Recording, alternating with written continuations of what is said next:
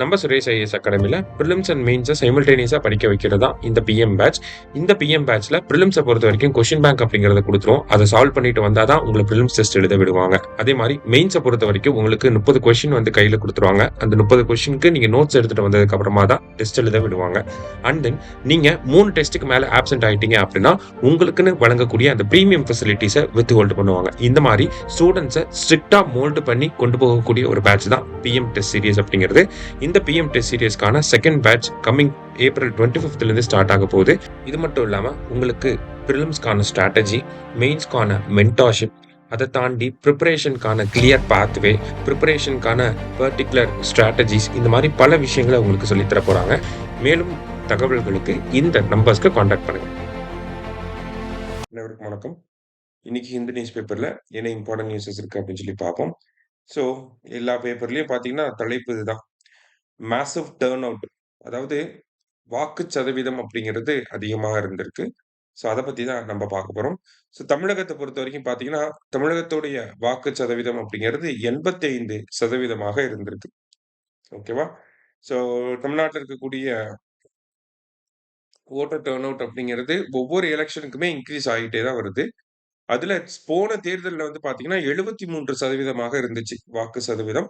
இந்த தேர்தல்ல வந்து 85.1% உயர்ந்திருக்கு அப்படிங்கிறத நேத்து தேர்தல் ஆணையம் வந்து வெளியிட்டிருந்தாங்க. சோ இந்த வாக்கு சதவீதம் அதிகமானதுக்கு முக்கியமான காரணம் என்ன அப்படின்னு சொல்லி பாத்தீங்கன்னா, மேஜர் ரீசன் என்ன அப்படின்னு சொல்லி பாத்தீங்கன்னா, எஸ்ஐஆர் அப்படிங்கிற இந்த பணிகள் தான். ஸ்பெஷல் இன்டென்சிவ் ரிவிஷன் நடத்துறதுக்கு முன்னாடி தமிழகத்துல இருந்த வாக்காளர்களுடைய எண்ணிக்கை வந்து பாத்தீங்கன்னா 6.41 கோடி. இந்த எஸ்ஐஆர் பணியின் போது என்ன பண்ணியிருப்பாங்கன்னா, கிட்டத்தட்ட 97.37 லட்சம் வாக்காளர்கள வந்து ரிமூவ் பண்ணியிருப்பாங்க.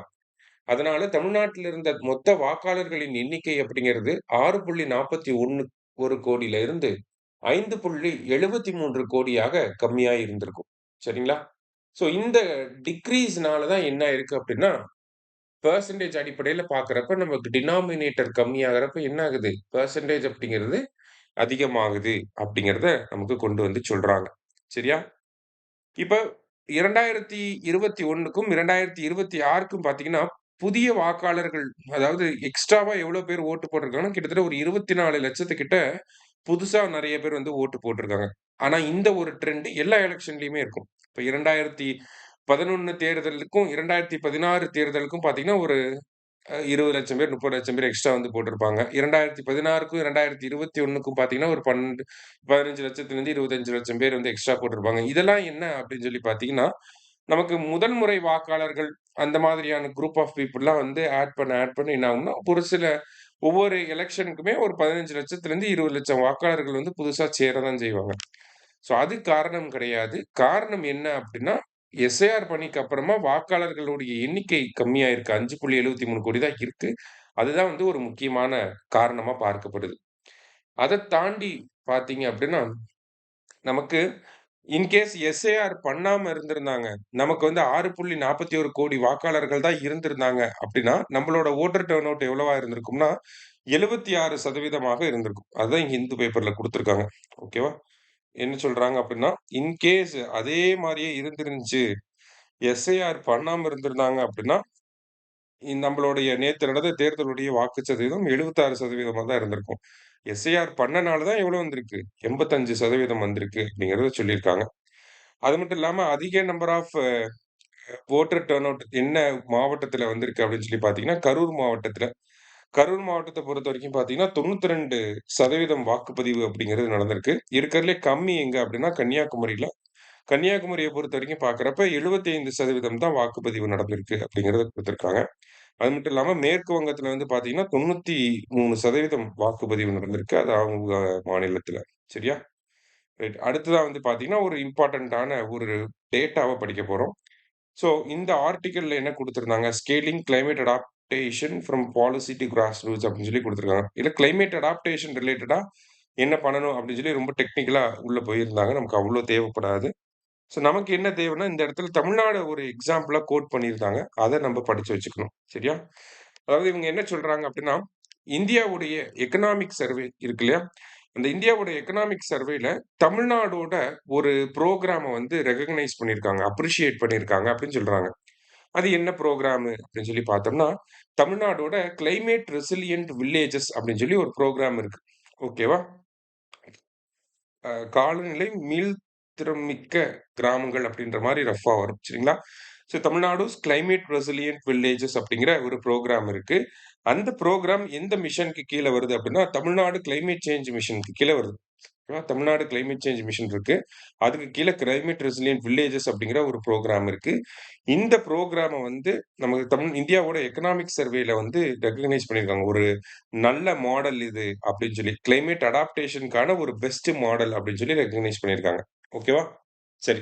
இப்ப இந்த கிளைமேட் ரெசிலியன்ட் வில்லேஜஸ் அப்படிங்கிறத தமிழ்நாடு கிளைமேட் சேஞ்ச் மிஷனும், வேர்ல்ட் ரிசோர்சஸ் இன்ஸ்டிடியூட் இவங்க 2 பேரும் சேர்ந்து தான் வந்து இத பண்ணிக்கிட்டு இருக்காங்க. சரியா? இந்த கிளைமேட் ரெசிலியன்ட் வில்லேஜஸ்ல வந்து என்ன பண்றாங்க அப்படின்னு சொல்லி பார்த்தீங்கன்னா, நமக்கு லோக்கல் கம்யூனிட்டீஸோட கன்சல்ட் பண்ணி ஒரு சில இன்டர்வென்ஷன்ஸ வந்து கொண்டு வராங்க. அதாவது வாட்டர் மேனேஜ்மென்ட் அப்படிங்கிறத பண்றாங்க.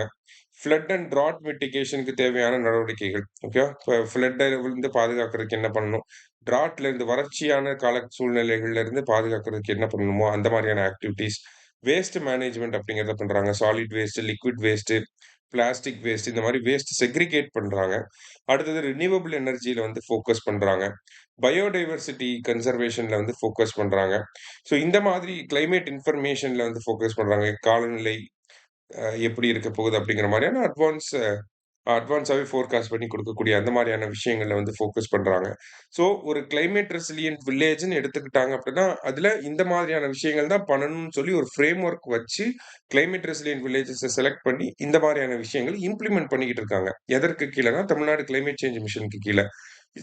இது இந்த ஒரு மாடல தான் நம்மள வந்து என்ன பண்ணியிருக்காங்க, இந்தியாவுல ஒரு சக்சஸ்ஃபுல் மாடல் அப்படின்னு சொல்லி எக்கனாமிக் சர்வேல ரெகக்னைஸ் பண்ணியிருக்காங்க. ஏன்னா, இந்த மாடல்ல ஒரு செட் ஆஃப் ப்ரொசீஜர வச்சிருக்கோம். அத லோக்கல் கம்யூனிட்டீஸ்க்கு ஏத்த மாரி லோக்கல் ஜியோகிராஃபிக்கு ஏத்த மாதிரி நம்ம இம்ப்ளிமெண்ட் பண்ணிக்கிட்டு இருக்கோம். ஓகேங்களா? ஸோ இந்த மாதிரி கிராஸ் ரூட்ஸ் லெவல்ல போய் ஒவ்வொரு ஸ்டேட் கவர்ன்மென்ட்டும் பண்ணணும் அப்படிங்கிறது தான் இந்த இடத்துல மாடல் அப்படின்னு சொல்லி குடுத்துருக்காங்க. ஓகேவா? நம்ம கிராஸ் ரூட்ஸ் லெவல்ல கிராமங்கள்ல போய் நம்ம என்ன பண்ணிட்டு இருக்கோம்? கிளைமேட் மிட்டிகேஷன், அடாப்டேஷன வந்து பண்ணிக்கிட்டு இருக்கோம். இத எல்லாரும் பண்ணணும் அப்படிங்கிறது தான் ஒரு இந்த ஒரு விஷயத்தோட அவுட்கம். சரியா? ஸோ அதான் இங்க குடுத்துருக்காங்க. ஸோ நம்ம என்ன தெரிஞ்சுக்கணும் எக்ஸாம் பாயிண்ட் ஆஃப் வியூலனா, கிளைமேட் ரெசிலியன்ட் வில்லேஜஸ் அப்படின்னா என்ன? அ யார் அத பண்றாங்க? அப்படிங்கிறத நம்ம தெரிஞ்சுக்கணும். ஓகேவா? ஸோ இன்னைக்கு நியூஸ் பேப்பர்ல முக்கியமான விஷயங்கள வந்து பார்த்துருக்கோம். நன்றி. 2026ல கவர்மெண்ட் ஜாப்க்கு ட்ரை பண்றீங்களா? அப்போ உங்களுக்கு பேங்கிங் தான் சூட்டபிள் செக்டர். எல்லாருக்கும் தெரிஞ்ச மாதிரி சொசைட்டிலே most respectable and prestigious jobs and வருஷத்துக்கு nearly 15 to 20 recruitment drives banking and insurance செக்டர்ல மட்டும் வருது. ஸோ அப்படிப்பட்ட எக்ஸாம்க்கு எப்படி ப்ரிப்பேர் பண்ணோம் இல்லையா? இங்கே தான் நம்ம சுரேஷ் பேங்கிங் உள்ள வராங்க. உங்களுக்கு குவாட் லெவல் ப்ராக்டிஸ்லேயே லேர்னர்ஸ்க்காக கிளாஸ் பேட்ச் அண்ட் பிக்னஸ்க்காக prelims test batch and intermediate and டாப்பர்ஸ்க்காக mains test batch and super பேட்சும் ஆஃபர் பண்றாங்க. இது போக நம்ம சுரேஷ் பேங்கிங்ல free study materials, digital lab facilities, daily online and offline test with correction class offer பண்றாங்க. ஸ்டூடெண்ட்ஸோட டவுட்ஸ் அண்ட் queries சால்வ் பண்றதுக்கு mentor support and boys and கேர்ள்ஸ்க்கு separate study halls with 24/7 access. Suresh banking ஆப்ல ஆஸ்பிரன்ஸ் அவங்கள develop பண்றதுக்காக unlimited டெஸ்ட்ஸும் offer பண்றாங்க. One time fee payment with free test batches up to placement. உங்களோட பேங்கிங் ட்ரீம்ஸை achieve பண்ணுமா? April 26 நம்ம சுரேஷோட 7 பிரான்ச்சஸ்லையும் new banking class batch start பண்றாங்க வித் ஃப்ரீ இன்ட்ரோ கிளாஸஸ். இந்த ஆப்பர்ச்சுனிட்டியை மிஸ் பண்ணாம அவைல் பண்ணுங்க. Achieve your banking dreams with Suresh banking.